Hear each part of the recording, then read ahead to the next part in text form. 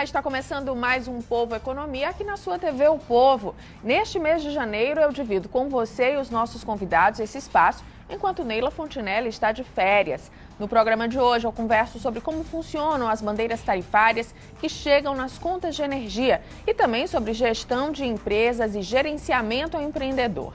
Para comentar esses e outros temas, eu recebo a gestora regional do Criatec 2 e diretora da eVentures, Roberta Mota, o presidente do Conselho de Consumidores da Coelce, Antônio Erildo Lemos Pontes, e o professor do Departamento de Engenharia Elétrica da Universidade Federal do Ceará e especialista em eficiência energética, Tomás Nunes Cavalcante Neto. Você acompanha ainda as dicas do quadro Organize Sua Empresa com o consultor Marco Sá. E a terceira temporada da série Histórias de Sucesso, Melhores Empresas para Trabalhar no Ceará, hoje com a concessionária da Fonte. Tudo isso e muito mais você confere agora no Povo Economia, que já está no ar.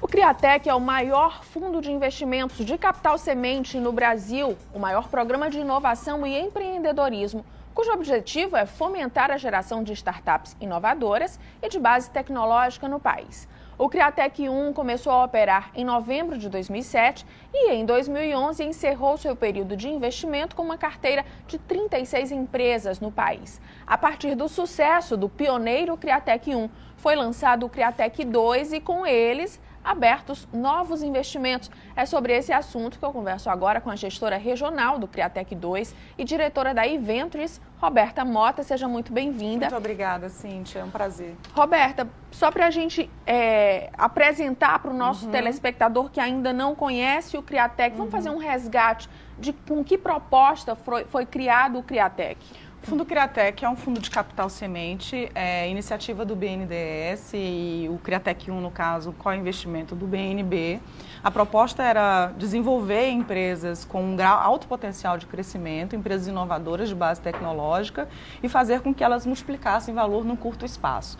Essas empresas elas teriam como características um intensivo grau de inovação tecnológica, um risco envolvido, mas que com a capitalização teriam um alto potencial de retorno. Então, essa era a missão do Criatec 1. E aí, houve a primeira versão. Houve a primeira versão. Criatec 1. Isso. A partir da experiência do Criatec 1, foi lançado o Criatec 2. E quais são as expectativas e o que é que difere agora o Criatec 2 do que foi o 1?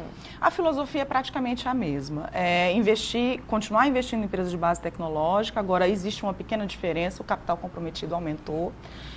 Nós temos 200 milhões aproximadamente para investir em 40 empresas num período de 4 anos. Hoje, como cotistas, nós temos o BNDES, que continua capitaneando a iniciativa, o BNB, o Banco de Desenvolvimento de Brasília, de Minas Gerais, do Rio Grande do Sul e a Bozano Investimentos, que é a gestora nacional do fundo. Como setores específicos de investimento, nós temos TI, nanotecnologia, biotecnologia, agronegócios e novos materiais. Então, basicamente, a diferença é o capital comprometido, os perfis de empresa, pelas lições aprendidas no Criatec 1, são empresas que têm já uma certa robustez operacional, mesmo que em estágio pré-operacional, mas com equipes já diferenciadas, com um certo nível de faturamento, com um modelo de negócio, pelo menos, testado no mercado. Qual é a principal diferença, Roberta, entre um financiamento comum de um capital de risco, que é no que se baseia o Criatec? É muito importante essa sua pergunta, porque capital de risco não é projeto de subvenção, não é recurso não reembolsável, não é financiamento. Financiamento, você contrai uma dívida, você tem um período para pagar essa dívida e, se você não cumprir essa dívida, você adquire um passivo. No capital de risco, não. Existe um aporte financeiro, no caso do Criatec 2, até 2,5 milhões por empresa, empresa de faturamento 0 até 10 milhões. Você compra a participação dessa empresa e vira sócio. Então, numa questão de sociedade, deu certo, alegria e na tristeza. Todo mundo ganhou, e não dando certo, todo mundo perdeu. Você não contrai dívida com ninguém. O mais importante é que também no financiamento não existe uma estrutura acompanhando o desenvolvimento da sua empresa. No caso do capital de risco, os gestores acompanham o desenvolvimento da empresa, trabalham na aceleração e na multiplicação de valor delas. A boa notícia é que, no momento, o Criatec 2 está fazendo novas avaliações aí de empresas para compor essa carteira. Como é que tem sido esse processo? Esse processo tem sido muito interessante, porque nós, pelas lições aprendidas, a gente consegue apurar um pouco mais o olhar para identificar empresas com potencial. Já temos uma empresa aprovada em processo de due diligence, que é auditoria fiscal e contábil, né? Sendo feita, jurídica e contábil, sendo feita em Pernambuco. Eu sou gestora agora do Criatec 2 na região Nordeste. O Criatec 1 era gestora só no Ceará. Nós temos uma outra empresa em processo bem avançado de análise para ser apresentada ao Comitê de Investimento também de Pernambuco. E temos uma empresa agora no Ceará em processo inicial de análise. Nós temos um site, não sei se eu posso dar aqui, claro, Cíntia, www.criatec2.com.br, Criatec 2 numeral. Nesse site você pode submeter as oportunidades de investimento. Então, lá você entra, tem uma área, você submete por região, no caso região Norte e Nordeste, onde você vai preencher um formulário, um webform online, com todos os critérios iniciais de análise e vem para a nossa equipe aqui na Regional Nordeste para avaliação. Quanto tempo, em média, dura essa avaliação?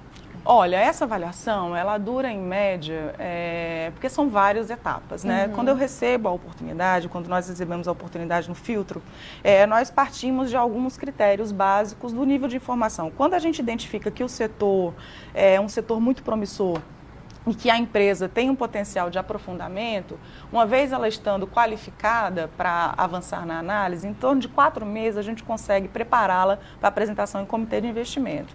E aí até ela receber o dinheiro na conta, tem mais uma jornadinha, né? Tem mais uma caminhada. E o investimento também ele tem um prazo determinado, no caso do Criatec 2, vocês têm aí até 2018? Até 2018 para investir em 40 empresas no país. Como é que está o Ceará nesse contexto, Roberta? O Ceará está indo muito bem. Comparando com as outras regionais, nós já apresentamos, estamos equilibrados, né? Tanto na apresentação de empresas a comitê, quanto nas empresas que já estão prestes a serem apresentadas em comitê. O Ceará ele tem uma pequena diferença de outras regiões do país. Nós temos um perfil de inovação de negócios, não tão de tecnologia. Em outras regiões, como a região Sul e Sudeste, você tem realmente tecnologias bem mais disruptivas sendo apresentadas, com diferenciais tecnológicos bem mais arrojados. No Ceará, não. No Ceará você consegue aplicações distintas para tecnologias existentes e o modelo de negócio geralmente é um modelo mais inovador. Mas aqui nós temos ótimas empresas, com esse aprendizado que eu te comentei do Criatec 1, a gente consegue ter um olhar mais apurado e mais objetividade nas análises. Então, as indicações qualificadas também, por conhecer um pouco o ecossistema de inovação, a gente consegue que alguns consultores trabalham na área de inovação, que algumas incubadoras, alguns negócios que a gente vem monitorando desde a época do Criatec 1, que hoje já estão mais preparados para serem analisados pelo Criatec 2. Então, é toda uma curva de conhecimento que faz com que, o conhecimento do empreendedor do que é esse tipo de investimento. Isso é muito importante. Eu costumo sempre fazer uma comparação com máquina fotográfica, né? Quando você vai vender máquina fotográfica na Europa, você vende o design. Quando você vende máquina fotográfica nos Estados Unidos, você vende a performance. No caso de alguns países da África, você tem que vender o conceito da fotografia.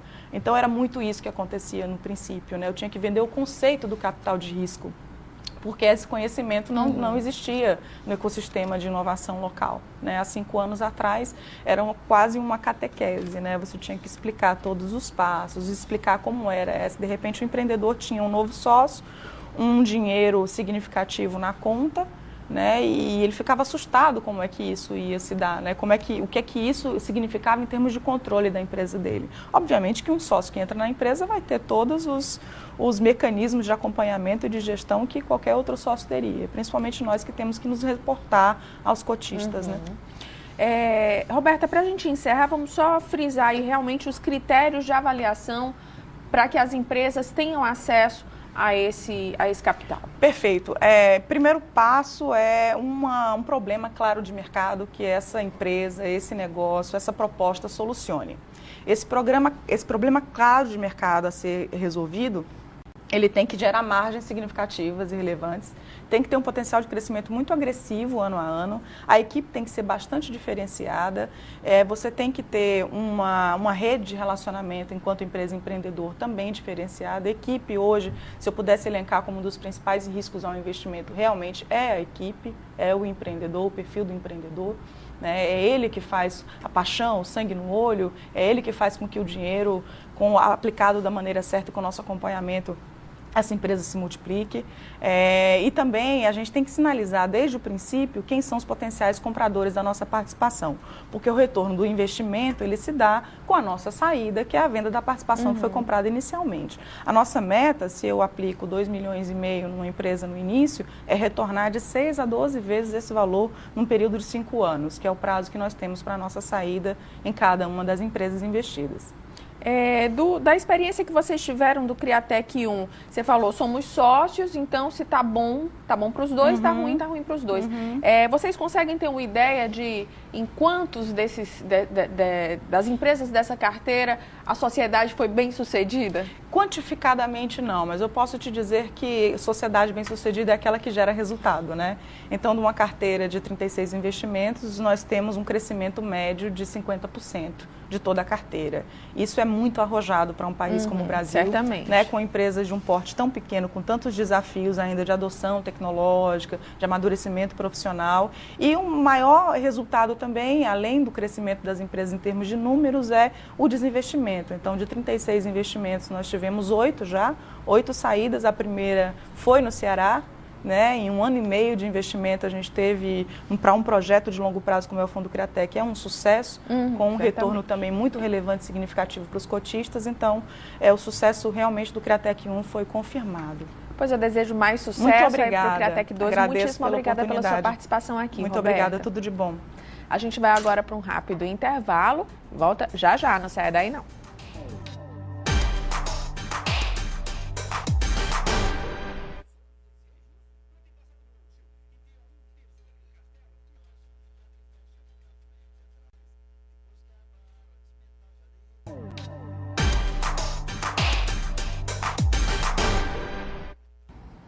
Estamos de volta com o Povo Economia. Os consumidores que já receberam as contas de energia neste mês de janeiro perceberam um aumento no valor. A cada 100 kWh consumidos, serão pagos R$ 3,00 a mais. Isso porque estamos em um mês de bandeira tarifária vermelha, em que as termoelétricas são mais utilizadas para a geração de energia. A revisão tarifária de energia, prevista para abril no Ceará, acontecerá normalmente. No entanto, o valor extra cobrado mensalmente com as bandeiras deverá ser deduzido do reajuste anual, segundo determinação da Agência Nacional de Energia Elétrica, a ANEEL. Para explicar mais, falar mais sobre esse assunto que muita gente ainda tem dúvida, nós vamos receber hoje aqui no estúdio o presidente do Conselho de Consumidores da Coelce, Antônio Erildo Lemos Pontes, e o professor do Departamento de Engenharia Elétrica da Universidade Federal do Ceará e especialista em eficiência energética, Tomás Nunes Cavalcante Neto. Sejam muito bem-vindos ao Povo Economia. E eu queria já, para a gente começar o nosso papo, tem muita gente que não entendeu ainda, apesar de ter sido um assunto recorrente nos últimos dias na imprensa, para que vieram essas bandeiras e o que isso afeta de fato o bolso do consumidor. Eu queria que vocês dessem um ponto de vista de vocês em relação a essa medida, que já deveria ter sido adotada no ano passado, na verdade, e não foi, e chega agora ainda causando alguns impactos. Professor, se eu puder começar. Ok. Bom dia, eu agradeço ao convite. E com relação às bandeiras tarifárias, eu vou tentar ser o mais didático. Me abstrair um pouco da parte técnica. Certo. Essas bandeiras é uma comunicação, tá? E usando a sinalização já muito conhecida, que é o semáforo. Sim. Tá?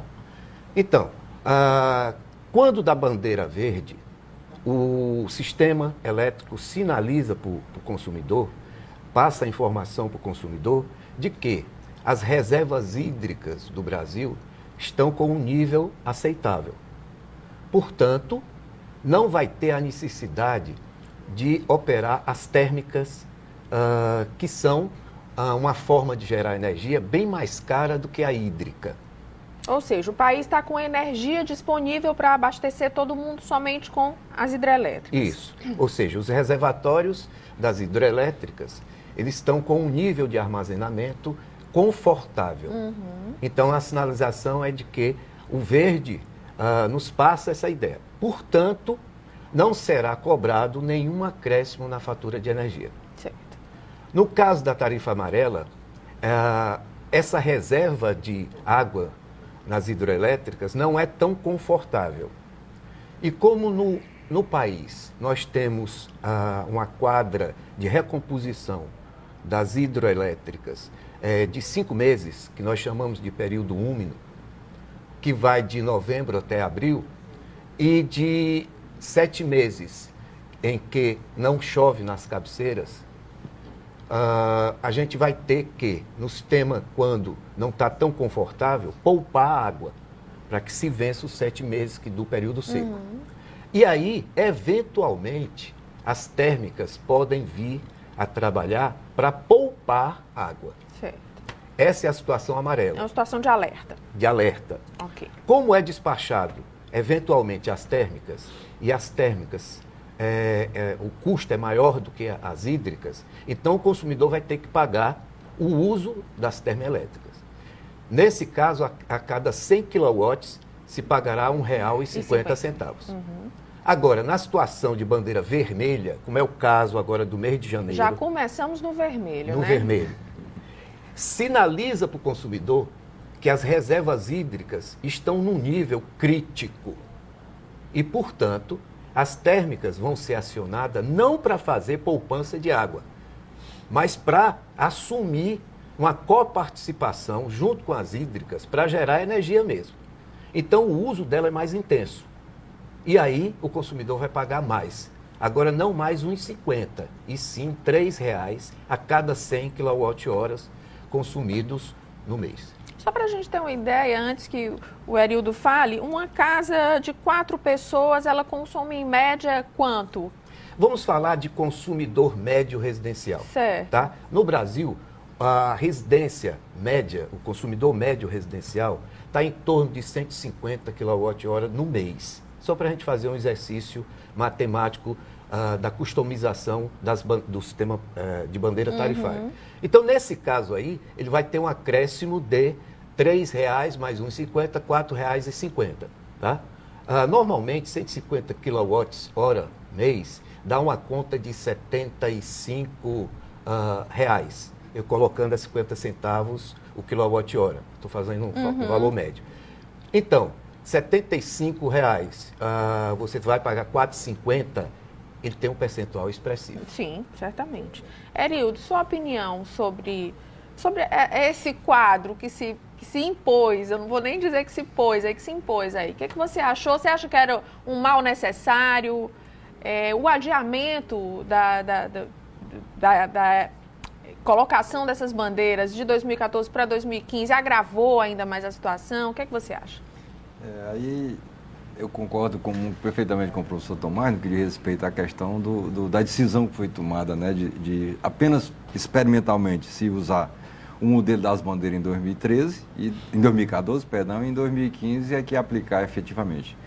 Na realidade, aquela medida provisória que a presidente Dilma tomou em final de 2012, né, outubro por aí, com a 579, que faria aquela redução em torno próximo a 20% para os consumidores, ela trouxe consequências muito sérias para as concessionárias, para os distribuidores, né, que são 63 no Brasil, que precisavam ter sido tomado medidas já em 2014, porque no papel que foi assinado, faltaram 2 componentes importantes a assinar o documento daquela medida. Faltou o consumidor, que está pagando com o pato, né, com toda a despesa que vai acontecer, como disse o professor, 2015, 2016, nós vamos compensar esses 20 bi que acumulou e que no bolso todo chega a 50 bilhões só no ano passado.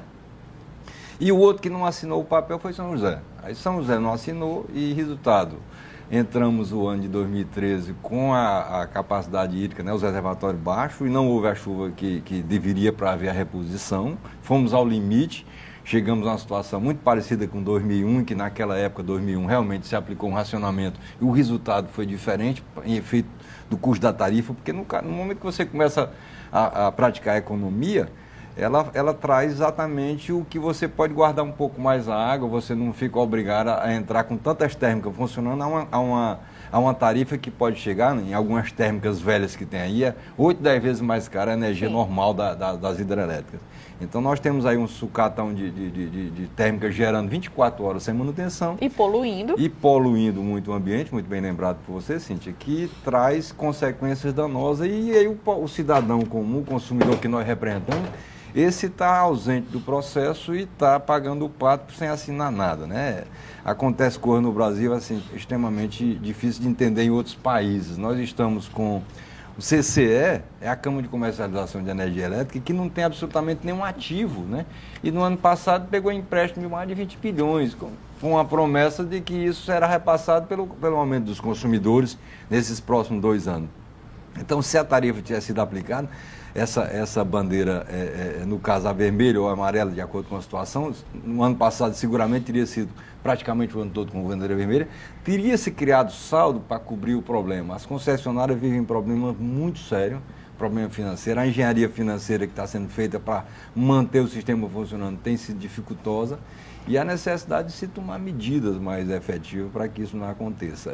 E eu aí queria falar da bandeira com o professor, um detalhe que não foi colocado aqui, que é extremamente importante. Assim, e até nos preocupa. Eu estive recentemente com a equipe de cálculo da companhia Correios para entender como é que era o acréscimo desse tarifa. E não é apenas R$3 para cada 100 kW consumido. Na realidade, esses R$3, os encargos e tributos que estão embutidos, que já são próximos de 40% da nossa conta, em média nacional, e chegam a alguns absurdos, dependendo do consumidor, a passar de 50% entre encargos e tributos, também incidirão sobre esses R$3, o que pode levar esses R$3 a R$4 ou R$5 para cada 100 kW, ou no caso a R$40, R$50 para cada 1.000 kW consumido. Então, me preocupou muito porque a primeira impressão, nós como consumidores, é que esse valor R$3 era um valor, uma estimativa que, somado com os 70 e poucos milhões de consumidores que tem no Brasil,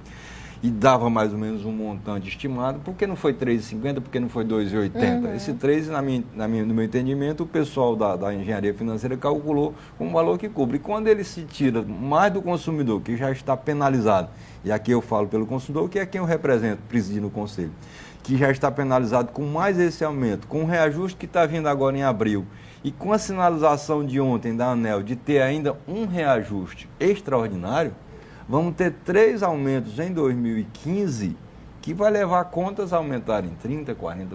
Isso é extremamente preocupante para um país que se encontra em recessão, pessoas reclamando de prédios desocupados, empresas com dificuldade, e não existe hoje absolutamente atividade nenhuma que não funcione com energia elétrica. É insumo básico para qualquer atividade, certamente. Qualquer país em desenvolvimento. Os 2 índices que mais se medem é o índice de desenvolvimento econômico e o PIB, no caso, e a quantidade de energia, que é sempre superior ao PIB para poder atender ao crescimento de qualquer país. Então, temos algumas alternativas aí, mas precisa que haja medidas mais energéticas, o país precisa tomar medidas mais sérias, as eólicas se arrastando. Esse é um ponto que eu queria deixar para a gente conversar no próximo bloco. Vocês vão continuar comigo aqui no estúdio para falar. Estamos pagando o pato por décadas de falta de investimento em outras fontes alternativas de energia, que sabemos que o Brasil tem um potencial muito grande para isso, e já vimos aí escândalos vendo que os parques eólicos são instalados e não há distribuição, mas isso a gente conversa já. O Povo Economia vai para um rápido intervalo e volta em instantes, não sai daí.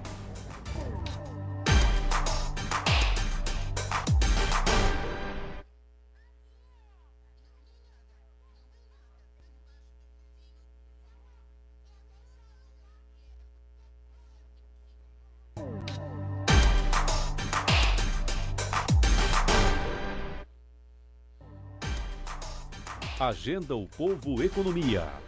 Interessados em investir no curso Gerenciando uma Pequena Empresa com Sucesso podem participar de capacitação sobre o tema ministrado pelo Sebrae Ceará. O curso acontece no dia 19 e vai até o dia 30 de janeiro. Na área de vendas, o Sebrae Ceará oferece treinamentos sobre técnicas de venda, a venda com foco no cliente. O curso acontece no dia 19 e vai até o dia 22 de janeiro. Também na próxima semana, o Sebrae Ceará oferece treinamento sobre desenvolvimento de habilidades gerenciais eficazes. O curso acontece no dia 19 e vai até o dia 23 de janeiro. Para mais detalhes sobre os cursos e outros serviços, basta procurar a Central de Relacionamento do Sebrae pelo telefone 0800 570 0800 ou pelo site www.ce.sebrae.com.br. Agenda o Povo Economia. Apoio Cultural Sebrae. Serviço de apoio às micro e pequenas empresas do estado do Ceará. Toda semana você acompanha aqui no Povo Economia dicas de como você pode organizar de maneira simples e educativa a sua empresa. É o quadro Organize a Sua Empresa com o consultor e diretor da ST Assessoria Contábil, Marco Sá. Veja mais uma dica. Olá, eu sou o Marco Sá, diretor da ST Assessoria. No quadro Organize Sua Empresa de hoje, iremos abordar a contabilidade como ferramenta estratégica para a tomada de decisão. A contabilidade é a ciência que estuda o patrimônio das entidades, pessoas físicas ou pessoas jurídicas. Esse patrimônio, anualmente, ele pode ser elevado, ele pode ser acrescido, ele pode aumentar. Então, ele precisa ser registrado para que se possa constatar a evolução desse patrimônio. E a contabilidade é a ciência que registra o patrimônio, que controla o patrimônio. Durante muito tempo, a contabilidade foi algo burocrático, algo ultrapassado, algo que era apenas para atender às obrigações do fisco, as obrigações das secretarias de Fazenda, das secretarias de Finanças, da Secretaria da Receita Federal. No entanto, de um tempo para cá, a contabilidade passou a ter uma outra visão. O mercado passou a exigir uma nova visão da contabilidade, uma contabilidade mais dinâmica, mais estratégica.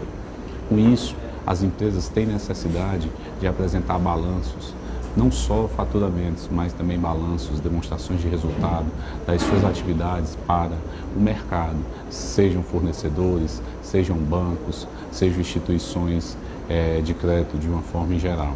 Então, as empresas necessitam ter uma contabilidade que represente a situação real do seu patrimônio, do patrimônio da sua empresa, para que com isso possam subsidiar as tomadas de decisão, bem como concessões de crédito por parte de fornecedores ou por parte de instituições financeiras. As empresas precisam registrar essa evolução do seu patrimônio. Os índices que são levantados de acordo com o balanço, índices de liquidez, índices de rentabilidade, índices de endividamento. Todos esses índices são índices que são obtidos através do balanço patrimonial, da estrutura do patrimônio da entidade. Então a contabilidade cada vez mais caminha para um foco estratégico. E com isso, a visão do contador, do perfil do contador também mudou. O contador deixou de ser aquele profissional que estava atrás de uma mesa para ser um profissional dinâmico, que está em busca de qualificação, está em busca de crescimento, está em busca de novas atualizações, principalmente em relação ao mercado. Porque essas posições do mercado vão se influenciar na situação dos seus clientes. Então, o contador hoje precisa estar antenado com essa realidade do mercado para poder subsidiar as informações para os seus clientes. Bem, esta foi a nossa análise de hoje e até o próximo Organize Sua Empresa.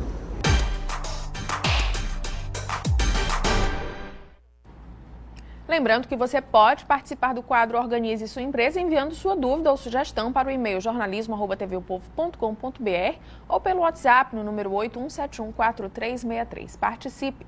E agora a gente continua o nosso papo com o presidente do Conselho de Consumidores da Coelce, Antônio Erildo Lemos Pontes, e com o professor do Departamento de Engenharia Elétrica da UFC, especialista em eficiência energética, Tomás Nunes Cavalcante Neto.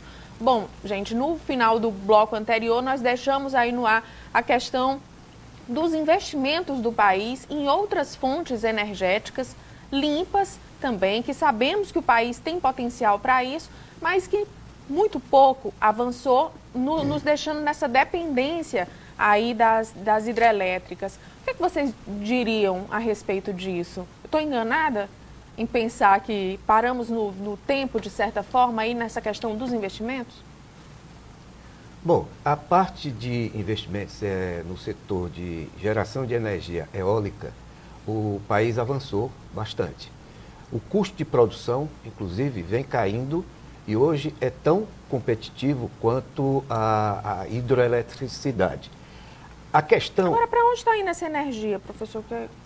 É porque a participação na matriz energética ainda é pequena. Ou seja, só para o telespectador ter uma ideia, o Brasil depende hoje fundamentalmente de 70% a 73% da hidroeletricidade. A participação eólica não chega a 2% ainda. Tá? Agora, é preciso entender que a energia eólica, como a energia solar, que tem uma participação menor ainda, e aí é por conta do custo de se gerar energia na forma fotovoltaica, que ainda é muito caro. Tá? Mas é preciso entender, e isso aí é importante a gente ter espaço para dizer isso, o técnico, nós técnicos, que as fontes ditas alternativas, que é um termo que nós não gostamos muito, nós preferimos complementares, elas não têm condições técnicas de substituir totalmente a geração hídrica ou térmica, porque nós não temos controle da energia primária. A hidroeletricidade, se tem um controle da vazão que vai fazer as turbinas gerar energia elétrica. A termoeletricidade, se tem o controle da queima do combustível que vai gerar energia elétrica. Nós não temos o controle da velocidade média dos ventos, nem muito menos o controle do horário e a permanência do sol. Então isso gera um problema técnico. Por isso que nós não aceitamos o termo alternativas. Elas têm um papel estratégico, e eu concordo com você que há necessidade de se ampliar mais os investimentos, mas o papel estratégico delas é como complementares. Nesse momento, elas não poderiam estar sendo complementares Sim. Ao invés das termo? Sim, com certeza, com certeza. A gente vê países que já avançaram muito mais em relação a isso do que nós, é uma tecnologia que não é nova. Né? Já existem anos de estudos em relação a isso. Nós temos parques eólicos espalhados aí pelo litoral inteiro e, na verdade, eu falo como leiga, não sou uma técnica, mas a gente imagina, puxa vida, para onde está indo essa energia que a gente não vê? Se você... Veja só, Cíntia, assim como o professor disse, né?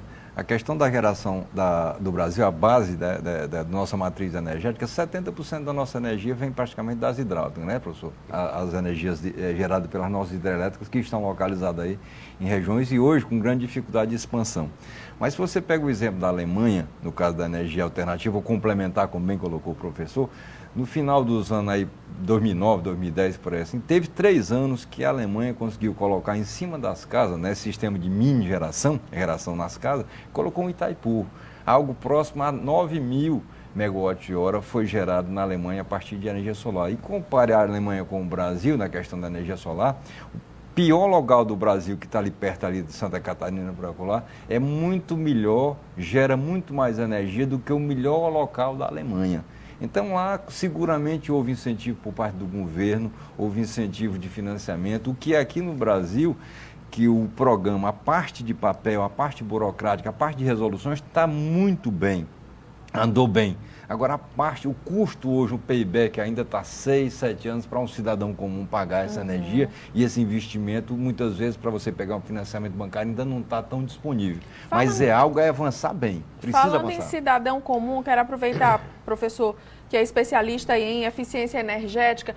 O que significa esse conceito e como é que a gente pode trazer a eficiência energética para a nossa casa, para o nosso dia a dia, para o uso do ventilador nesses tempos de calor, de ar-condicionado, de geladeira, de chuveiro elétrico, para a gente minimizar, na verdade, esse custo que já é muito alto, como o Herildo tinha colocado antes para a gente? Olha, eu agradeço a você pela pergunta, Cíntia, porque poucas oportunidades nós que somos da área de eficiência energética temos para discutir o conceito e a prática do conceito. Eficiência energética nada mais é do que o uso responsável da energia elétrica. Esse insumo que cada vez mais a sociedade moderna fica dependente. Então, é você usar a energia elétrica de forma criteriosa e responsável, evitando principalmente o desperdício de energia, que hoje no Brasil é extremamente elevado. Dados da Associação Brasileira das ESCOs, que são as empresas que tratam da eficiência energética, demonstram que no Brasil, por ano, se desperdiça o equivalente ao consumo do estado do Ceará mais o estado de Sergipe. Isso a gente não pode mais admitir. O consumidor tem que partir para uma atuação mais responsável. A eficiência energética, a meu ver, é uma das medidas que mais podem minimizar a crise energética que está se montando para esse ano em função dos baixos níveis de água nos reservatórios. Bom, professor, eu queria que o senhor explicasse melhor, na prática, no dia a dia, como é que a gente pode fazer isso em casa, mas o nosso tempo encerrou. Já vou deixar feito o convite para o senhor voltar numa outra oportunidade, para a gente dizer aí um passo a passo para o nosso telespectador o que fazer em casa para conseguir essa eficiência energética na troca das lâmpadas, na manutenção da geladeira, dos seus equipamentos elétricos, mas hoje, infelizmente, não vai dar. Muitíssimo obrigada pela presença de vocês. Erildo, professor Tomás, muitíssimo obrigada. Até uma próxima oportunidade aqui no Povo Economia. A gente vai agora para um rápido intervalo e na volta do bloco você assiste a série Histórias de Sucesso, Melhores Empresas para Trabalhar no Ceará, que já está na sua 3ª temporada. São grandes empresas que venceram o GPTW em 2014 e ficaram entre as 40 melhores empresas para trabalhar aqui no estado. E aqui no Povo Economia a gente apresenta algumas delas para vocês. Hoje você vai conhecer a história da concessionária da Fonte, que está no mercado em Fortaleza há mais de 20 anos e já marcou seu lugar em meio aos grandes nomes do setor na cidade. Para acessar o conteúdo do programa, basta entrar no portal tv.povo.com.br/o Povo Economia. Você pode ver o nosso programa nos horários alternativos, no sábado às 3 da tarde e às segundas às 11 da manhã. TV O Povo tem que ver.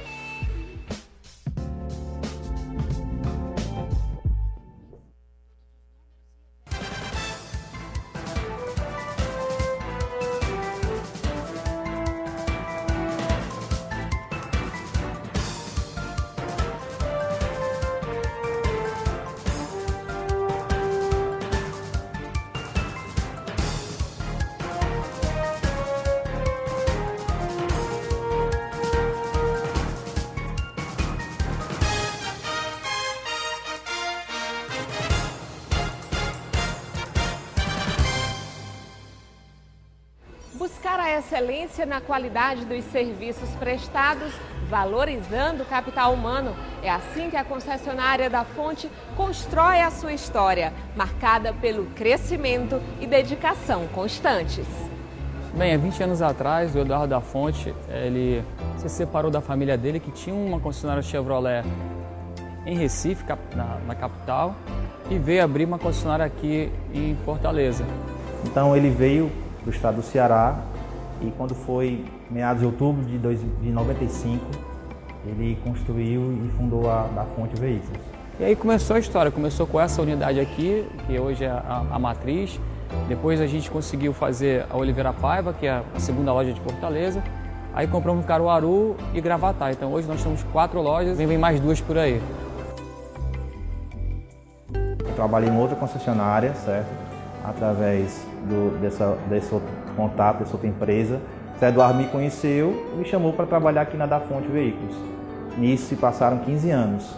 Trabalhei 10 anos como vendedor de veículos novos, 1 ano e alguns meses como supervisor de veículos novos e hoje estou na função de gerente de veículos seminovos. Eu era funcionário de outra concessionária da rede e fui convidado pelo nosso atual diretor, Ricardo Casas, para ser na realidade um vendedor, né? Então iniciei esse trabalho em julho de 2012 e consegui fazer um bom desempenho, mostrar um bom trabalho, mostrar que realmente estava interessado no crescimento. Ele viu em mim essa possibilidade de ser uma pessoa que pudesse alcançar novos cargos, me deu oportunidade. Foi até então que mais ou menos no final de 2012, início de 2013, eu fui convidado, na realidade fui promovido a ser gerente da nossa filial, que é a da Fonte da Oliveira Paiva.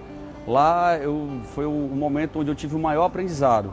Eu entrei exatamente para esse setor que eu estou agora, que é a venda direta, como auxiliar administrativo. Mas aí, com o tempo, eu fui fazendo mais ainda o meu trabalho, dando o meu melhor. E o meu gerente, mais uma vez, abriu as portas para mim, convidou, depositou em mim as confianças que ele tinha em mim. E agora eu estou passando para as vendas. Atualmente ainda sou como auxiliar administrativo, mas em 2015 eu espero estourar aí no setor de vendas. Eu trabalhava no Banco General Motors, no banco da montadora. Fiz uma amizade muito grande com o Eduardo da Fonte, que é o dono na época. Durante 3 anos nós trabalhamos juntos, quer dizer, eu no banco e ele na concessionária. E aí ele me fez uma proposta de trabalhar com ele e eu fiquei e estou até hoje aí. A oportunidade surgiu porque, devido à experiência na outra concessionária, eu havia decidido trabalhar no ramo de carro, no ramo de veículos. Então, uma vez eu tive a oportunidade de vir visitar a loja e conversar com o gerente do veículo seminovo na época. E aí acabei me apresentando a ele e em seguida fui chamada para trabalhar com eles. Dentro desses 2 anos, o que foi bacana, o que foi interessante, foi a questão da capacitação. Porque a Da Fonte ela oferece um treinamento personalizado para cada funcionário. Para a Da Fonte, cada colaborador é único, com seus talentos e habilidades, que devem ser revelados, reconhecidos e aperfeiçoados, o que acontece através dos treinamentos e capacitações. Dentro disso, a gente tem uma oportunidade muito grande de crescer cada vez mais e ter uma qualificação quantitativa, que é interessante. E o que a gente visa? Buscar o quê? O melhor atendimento para o cliente. Por quê? Ele faz parte da família da Fonte, o cliente. O nosso maior patrimônio são as pessoas, é o capital humano.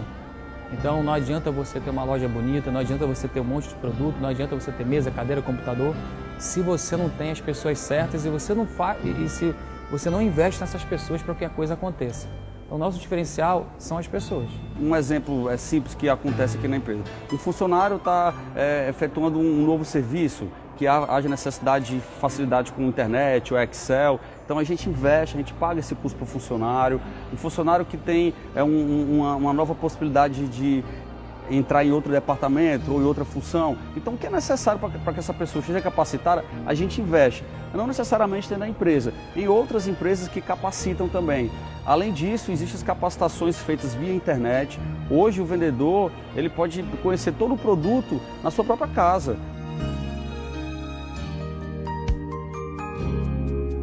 A Da Fonte mudou na minha vida o meu lado profissional.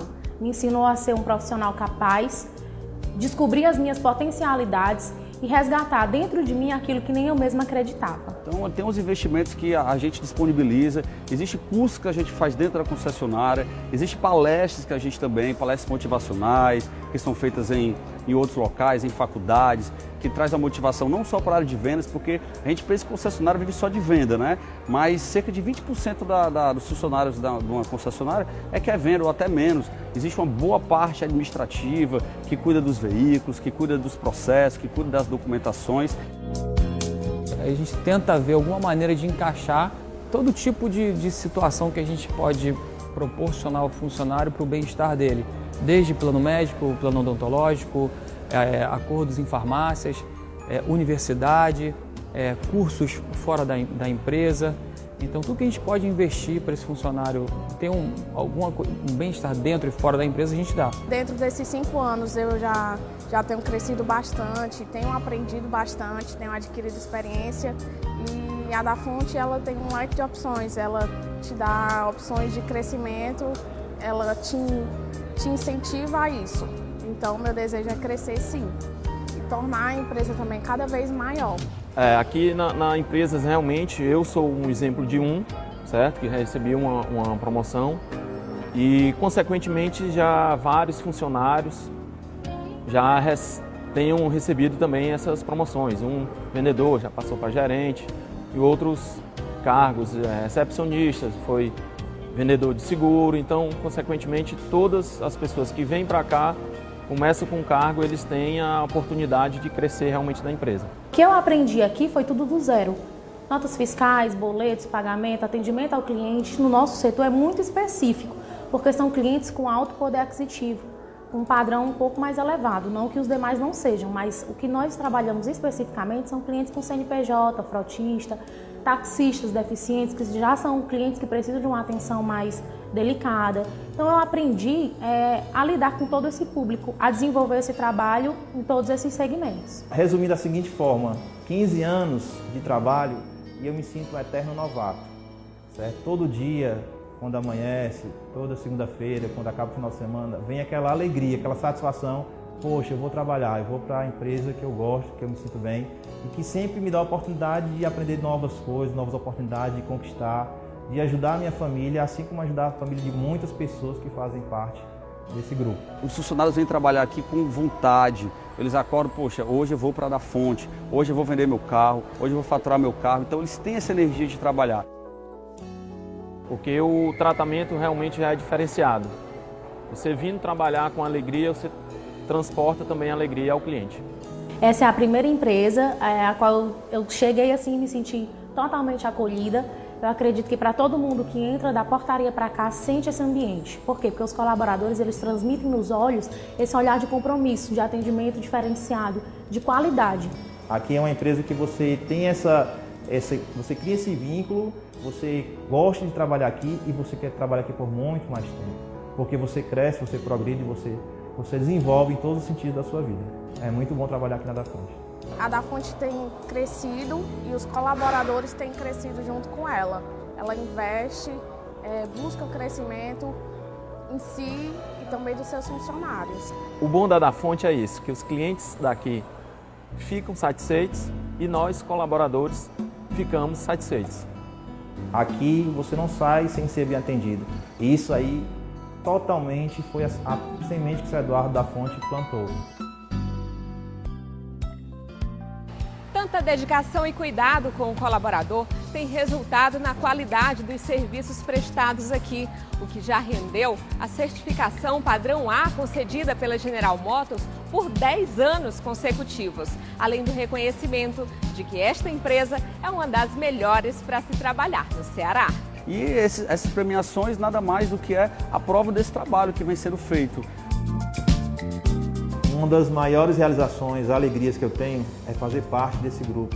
Para mim é um orgulho tremendo fazer parte dessa equipe e é exatamente esse o sinônimo que a Da Fonte transmite, sinônimo de orgulho. Trabalhar aqui não é dizer eu trabalho na Da Fonte Veículo, eu trabalho na melhor. Eu trabalho não em uma das melhores, mas eu trabalho na melhor. Eu tenho que defender a minha, eu tenho que vestir essa camisa e eu acredito que todos os colaboradores que estão aqui vestem essa camisa, a melhor. Nunca tem aquela coisa de, vou trabalhar, não. Realmente a gente vem por gostar mesmo realmente da empresa. Meus sonhos, a maioria deles foram construídos aqui e outros ainda que eu vou conquistar. Também acredito que através da Fonte eu vou ter esse apoio. Faço parte desse grupo há 15 anos com muito orgulho, certo? E pretendo fazer parte por muito mais tempo, né? Eu tenho muito orgulho de trabalhar na Da Fonte desde o primeiro momento, né? Que o Eduardo, que já faleceu, me trouxe para trabalhar aqui. Hoje eu estou dando continuidade ao trabalho que ele fez e a gente tem um compromisso de perpetuar essa marca Da Fonte, se possível para sempre, mas durante muitos anos, para as próximas gerações. E a gente vai fazer isso com muito carinho e com a ajuda de todos os funcionários que hoje eu tenho certeza que nós temos e estamos todos unidos para essas conquistas.